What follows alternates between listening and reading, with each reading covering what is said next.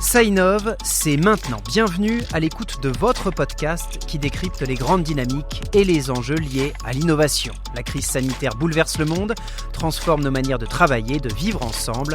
L'innovation, c'est la clé pour se réinventer demain. Dans cet épisode, nous allons nous intéresser à un univers en pleine expansion, le monde des applications mobiles. Ça innove, un podcast présenté par l'Agirc Arrco, acteur de référence de la retraite.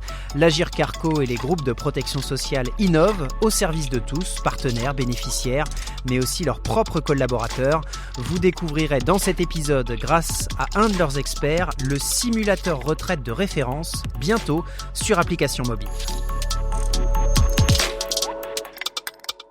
Combien de temps avez-vous passé les yeux rivés sur votre smartphone aujourd'hui ? Si je vous pose cette question, c'est parce que cet univers parallèle qui vous permet de vous informer, de vous distraire en jouant ou en écoutant de la musique, ou bien encore d'interagir avec vos amis ou votre famille, cet univers bouillonne d'innovations que sont les applications mobiles. Et le temps que nous passons à naviguer de l'une à l'autre, télécharger, appuyer sur la nouvelle icône carrée, créer un compte, puis la supprimer, ce temps passé rend compte de l'impact que ces innovations ont sur notre mode de vie. C'est pourquoi il est important de comprendre comment les applications mobiles sont apparues, comment elles se développent aujourd'hui et comment elles se développeront demain.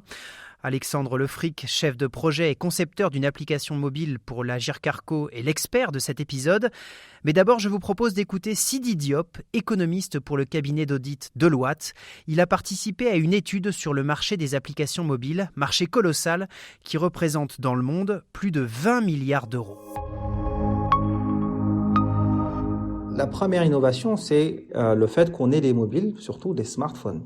Et des smartphones qui ont un certain nombre de caractéristiques innovantes, donc basées sur des innovations techniques, qui ensuite ont permis à un ensemble de fournisseurs d'applications de se greffer à ces innovations existantes dans le téléphone.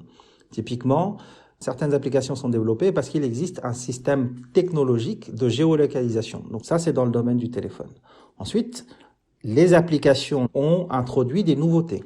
Dans un premier temps, on était sur des applications extrêmement simples. Même avant l'apparition du smartphone, on peut considérer qu'on avait des applications sur les téléphones de première génération. Lorsque vous lanciez un jeu à l'époque sur les téléphones de base, Snake, le fameux jeu Snake, on peut le considérer comme une application.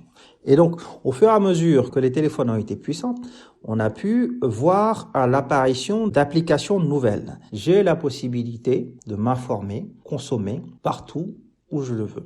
Donc ça, bien entendu, c'est quelque chose qui n'existait pas. Donc vous voyez dans le métro beaucoup de gens qui prennent leur téléphone pour écouter de la musique à travers des applications comme Deezer, ou jouent à un jeu, donc c'est à travers des applications, ou s'informent sur un journal.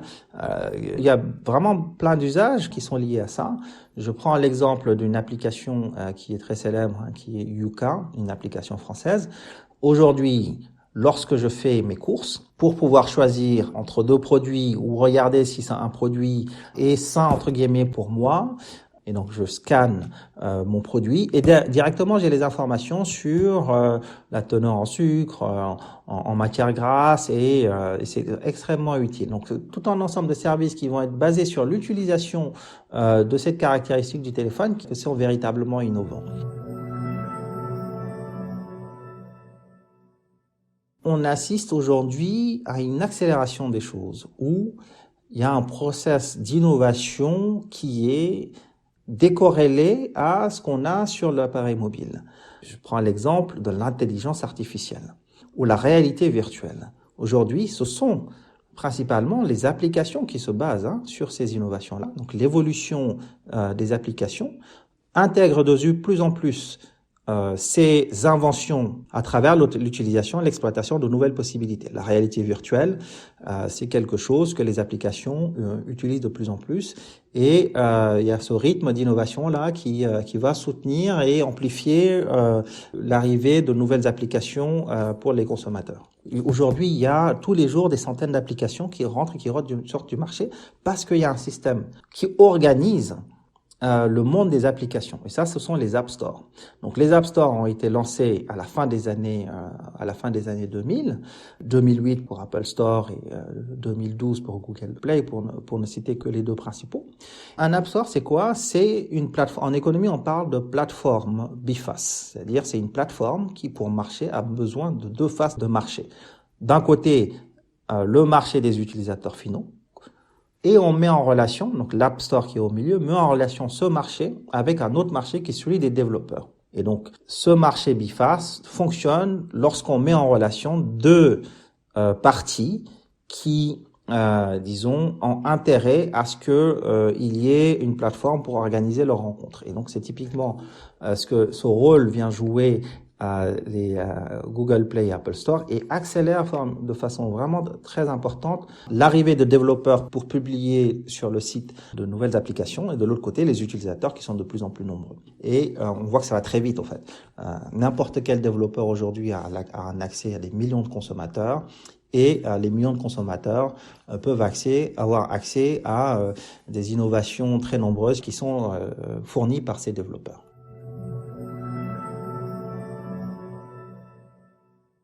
Il y a beaucoup d'attentes et beaucoup d'efforts, beaucoup d'investissements qui sont faits dans le domaine de la santé. Tout un ensemble d'informations sur l'état de santé de l'individu qui aujourd'hui peuvent être dès maintenant exploitées par votre téléphone. La question, c'est qu'est-ce qu'on fait de ces informations?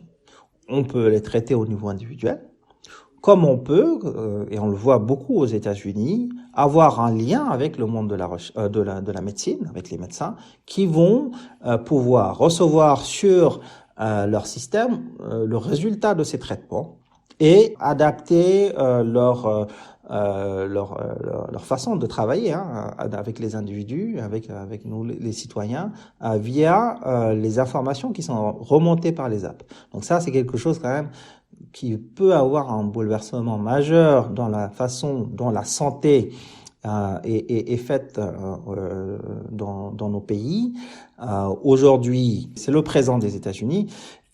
En Europe, en France, on n'y est pas encore. Il y a des freins au niveau de l'utilisation des données. On peut se poser la question de est-ce que ces données qui vont être récoltées par les différentes applications avant d'être envoyées chez le médecin, est-ce qu'elles vont transiter par un utilisateur tiers à qui on aura vendu des informations sur ma santé? Combien de temps vont être stockées ces informations? Voilà. Un certain nombre de choses sensibles autour de la protection des données. C'est vraiment autour de ces questions-là que l'avenir des applications, la limite qu'on va donner aux applications va dépendre des réponses qu'on va donner collectivement à ces questions-là. La technologie va beaucoup plus vite que les mœurs. Et parfois, la technologie dérange ou peut faire peur. Et il y a une véritable réflexion à avoir au niveau collectif pour se dire jusqu'où on va. Parce qu'il y a des bénéfices. Ça, il est indéniable qu'il y a des bénéfices de laisser les applications récolter ces informations pour nous faciliter tout un ensemble de choses. Je prends l'exemple des données bancaires. Moi, aujourd'hui, lorsque je fais mes achats, mes données bancaires sont déjà préenregistrées dans la plupart des applications. Je me suis posé la question, est-ce que je laisse cet accès à d'autres? Je le juge de façon individuelle et je décide d'y aller ou pas. Et aujourd'hui, en fait, les réponses à ces questions sont personnelles. Mais pour pouvoir, dessiner de façon collective, et c'est là où il y a le rôle du législateur, l'avenir de ces systèmes, il y a une réponse collective à avoir à est-ce qu'il y a des bénéfices, mais est-ce que les risques qui sont liés à, l'atteinte de ces bénéfices sont trop élevés ou pas? Et donc là, c'est un débat de société, c'est la question de la liberté, c'est la question des informations personnelles, ou comment on encadre l'utilisation de ces applications qui, je pense, tout de même apportent des bénéfices tangibles aux citoyens que nous sommes.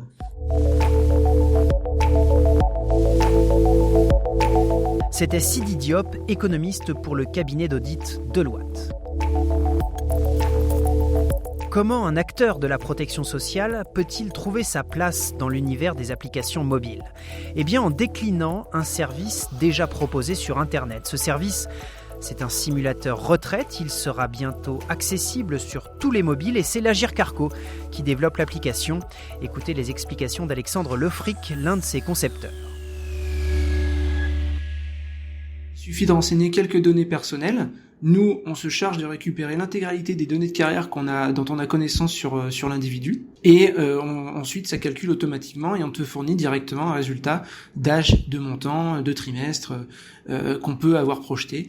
Donc ça te donne tout de suite une indication, que ce soit pour les plus jeunes ou pour les plus vieux, même proche de la retraite, ça marche, sur ce que tu auras le droit demain.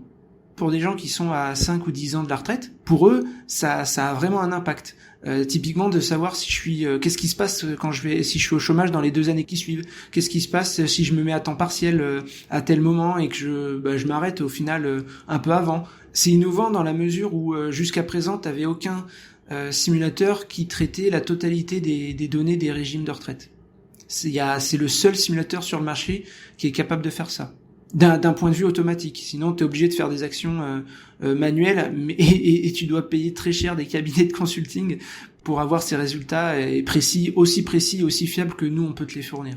Ça donne vraiment de l'indication très rapidement à tous les assurés en fait de tous les régimes. L'idée, c'est bien d'intégrer le simulateur dans une application mobile pour, encore une fois, donner de la visibilité à tous nos assurés sur tous les canaux possibles. Il y a des personnes qui n'ont pas de PC maintenant, qui ont que des tablettes. L'enjeu sur le mobile est très fort.